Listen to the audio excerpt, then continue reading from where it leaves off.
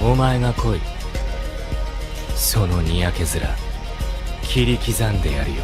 We've had hand-to-hand fights and gunfights, so how about sword fights for a change? Swords are cool, that's why. That, and I think the sword fights create a unique opportunity for choreography that the other types of battles don't. And what better item to represent anime than good old swords of all variants? Let's not waste any more time and get slashing with the 10 most impactful sword fights in anime. Let's begin with Yato vs Rabo.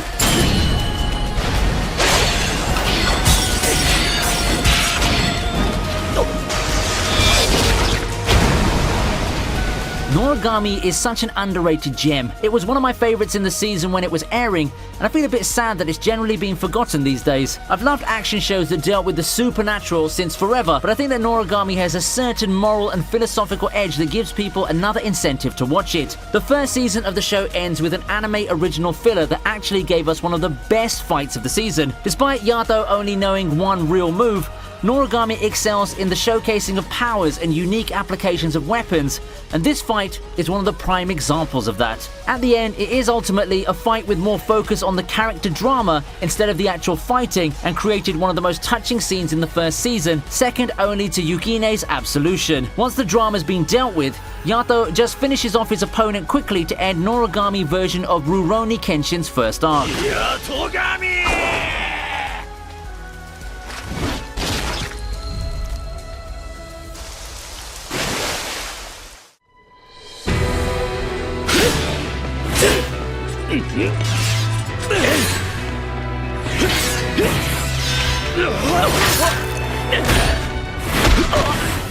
Garo's that one niche show that gave us some nice and flashy fights. Unfortunately, it doesn't seem that a lot of people have seen it, so perhaps this fight can convince you to give it a try. We have what seemed to be a simple fight between Alfonso and Leon, two characters who end up shaping the narrative in major ways going forward. However, everything starts off small, and before they fight in the climax, they get some one-on-one time. In terms of stakes and the sheer power being displayed, I won't say this fight is the best among those in Garo. However, in terms of animation and ambiance, I don't think that even the climactic fight comes close. I just want to give a shout out to the guy who directed and designed this sword fight. Such an underrated gem in an underrated anime. It would also help to set the tone for the eventual confrontation near the finale.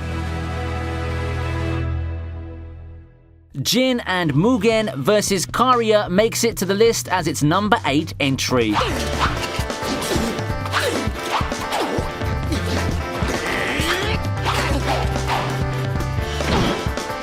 I didn't expect hip-hop and samurai to make an amazing combination, but what we've got here was one of the most unique shows out there in terms of swag and flair. The show actually has a lot of cool fights, but I think that the battle against Kariya is the best one among them. Samurai Champloo fights are really oozing with character, and such can be seen in this conflict. You have three very badass swordsmen, and you can really tell how unique their fighting styles are just by watching this fight. You don't even need context, and you can just tell what these characters are like by skimming through the battle. It's just so fluid and smooth, perfect for what Samurai Champloo prides itself on. The crispness of the fight has aged so well, and I think this kind of animation is one of the key reasons the more veteran anime fans still remember Samurai Champloo so fondly to this day.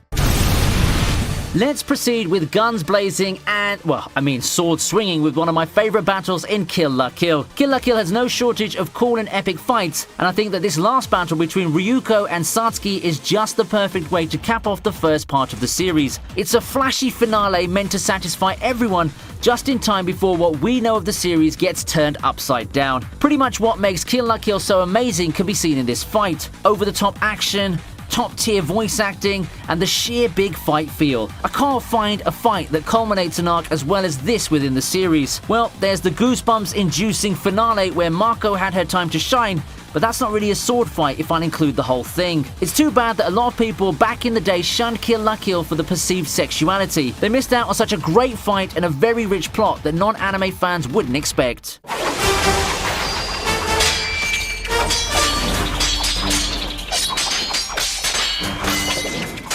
When one thinks of Naruto, one doesn't really expect a lot out of sword fights. People expect the crazy powers, the super enhanced hand-to-hand combat, and other stuff that technically don't qualify as ninjutsu, honestly speaking. However, in between the wild powers, we do get some good old sword fights here and there, and one of the best ones, in my opinion, is the one where Killer Bee and Sasuke face off. It may just be me, but Killer Bee represents Sasuke's first real test that's not his brother ever since he got his own faction. A battle between the Eight Tails and Sasuke's eye powers would have given people expectations, but what I didn't expect back then was a cool sword fight. It's also surreal to see Sasuke and friends just get wrecked in this fight. The plot armor seems to have been removed for Sasuke, and the whole group simply get their asses handed to them. Of course, shenanigans have to come in to extend the fight and push it to the next phase, but it's no doubt that this fight really helped push Killer Bee and made him look like a far more impressive fighter than people thought, whether with his magical powers or with the sword.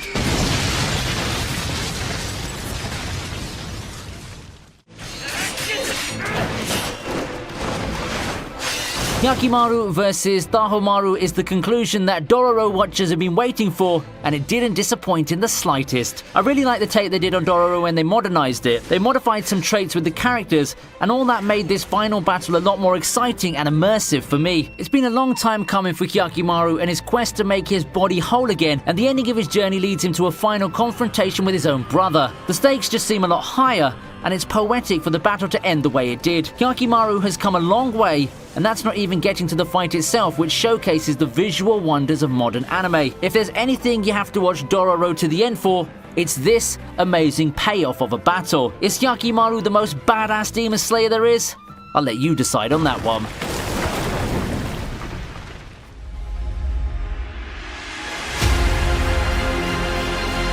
Heaven's Feel is just a treat for the eyes. With all the fake media out there, Saber and Berserker had their fair share of skirmishes with one another. Among all of them, I think my favourite one is the Heaven's Feel version. You wouldn't expect someone as big and burly as Berserker to be this agile, but he was able to match Saber blow for blow while simply showing his combat prowess, one that ends up being more than what Saber can handle. This Berserker is just a lot more cunning and skillful than what anyone would expect. It's truly an impactful fight in both story and meta sense. In universe, it represents Ilya's official entry as a formidable master. As for us, the viewers, it's also not every day that you can see animation as flashy and breathtaking as this. Seeing the movie at the cinema was a real treat too, and I think this fight really helped set the tone for the rest of the movie, which is great because the Heaven's Feel movies are just a wild ride the rest of the way.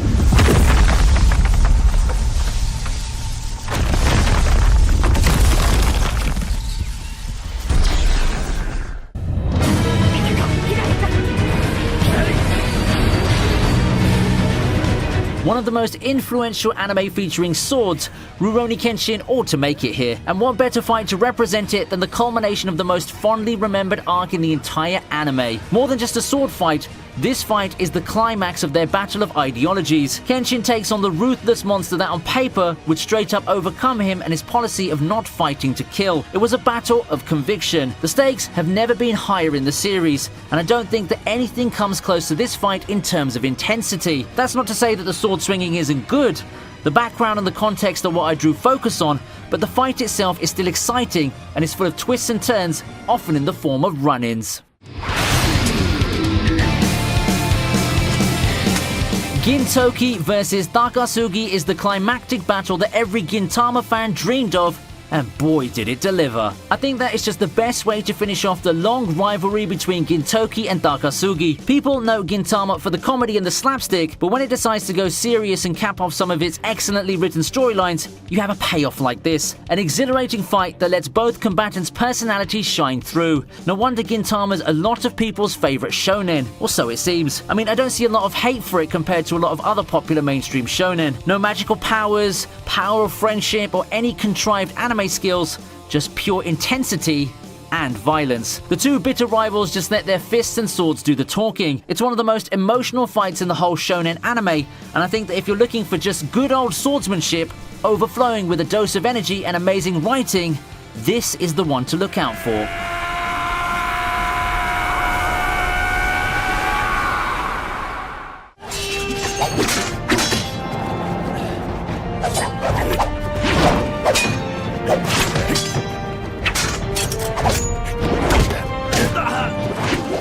Nanashi versus Luo Lang makes it to the first place on today's list. I think that it's fitting to have this fight on this list. Yeah, I know I've talked about this fight a few times now, but even through a decade and a half, this fight is still one of the best sword battles out there. It's aged beautifully, and much of that has to do with the production values and passion that you can see from the animators. It's yet another captivating fight brimming with emotion and enhanced by the beautiful visuals and sound production. The ambiance is perfect, and that's to be expected from a theatrical production of this scale. Would it be fair for me to say that this is one of the most impactful sword fights because it just raised the bar for the rest of them? I think it definitely is.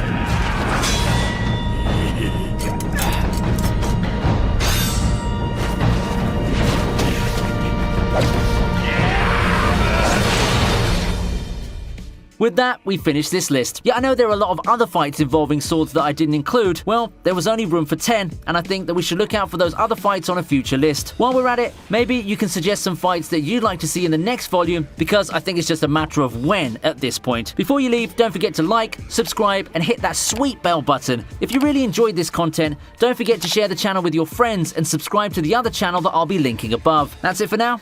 I'll see you next time, and have a good week ahead.